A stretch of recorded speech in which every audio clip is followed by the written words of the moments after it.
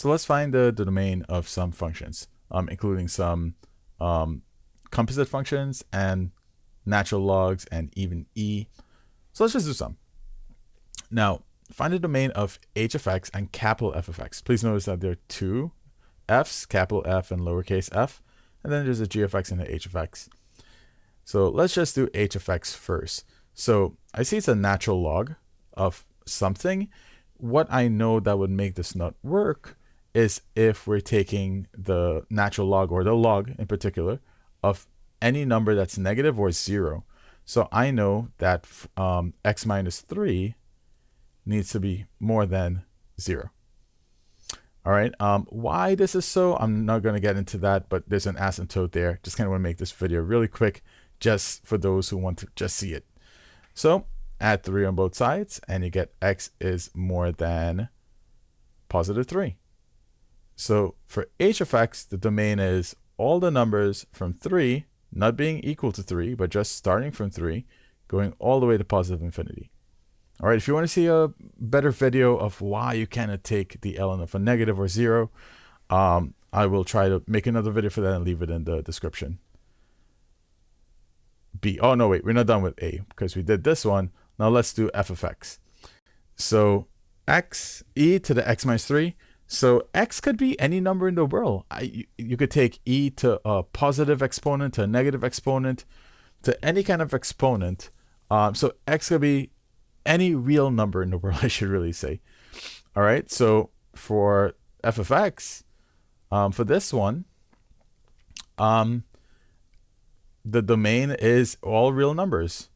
X can be all real numbers.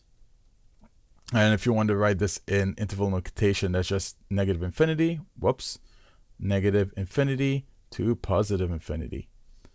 All right, let's do B. F followed by G, well, f of G of x and g of f of x.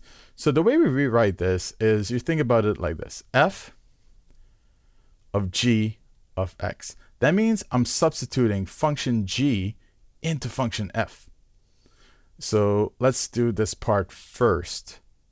So into function f, I'm putting function g. So I'm just going to write g inside of here. So g of x is just 4 over x. So we want to take f of 4 of x. So now I'm going to take this and pretend this is my x. And I'm going to substitute it wherever I see an x in f of x. So this is the same thing as 1 over 4 over x minus 2. All right. So what's the domain? Well, as long as this bottom number is not 0, that works. And look at this mini fraction. As long as this is not 0, we're fine because you cannot divide by 0. So let's see. We could already tell that x cannot be 0 because then we have 4 over 0, which is undefined. So that's one. X cannot be 0. Now let's do the whole denominator. Right? So 4 minus x. I'm just put a box around this because I'm kind of doing things all over the place. 4 over x. Why did I write that? 4 over x minus 2. I want to see what would make that 0, because if this entire thing is 0, then for the entire fraction, this thing will be 0 and you can't divide by 0. So let's see what that turns out to be. Add 2 on both sides. So that's 4 over x is equal to 2. And I'm just going to multiply by x on both sides. You could cross multiply if you like, but cross multiplying is not a real thing. So I'm not going to get into that right now. I'm not going to argue with you. So those cancel out, and you end up with just 4 is equal to 2x. Divide by 2 on both sides, and you get x is equal to 2. So if x is 2, if I were to put 2 here, you'll get 4 divided by 2 is 2. 2 minus 2 is 0. So that's 1 over 0, which we can't have. So x cannot equal 0, and x cannot equal 2, right, for this one. So the domain, if you want to write it in interval notation like this, well, we have to start from the lowest number, which is negative infinity, because x could be any number going backwards that way, all the way to 0. Cannot include 0, so let's union that. Right, this means that we're skipping 0. If we had a bracket, it would include the number 0, but no bracket, so it's not including 0. And then 0 all the way to 2. It could be any of those numbers, 0 all the way to 2, but not including the 2 itself. So we have a parentheses, union starting from 2 again, go all the way to positive infinity. All right. Let's see. So that was this question here. We just did that one. Now let's do it in reverse. G of f of x. So I'm substituting f into the function g. So that's 1 over x minus 2. And since g is 4 over x, I'm just replacing x with this thing.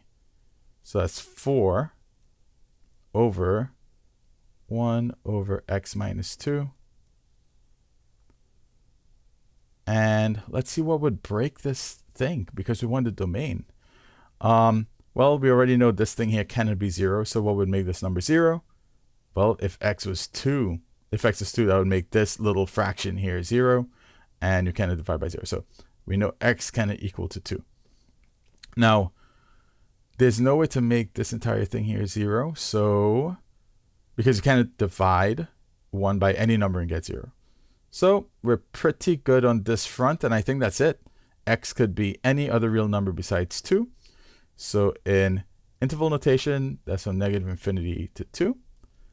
Union 2 to positive infinity, right? We're just skipping that number 2.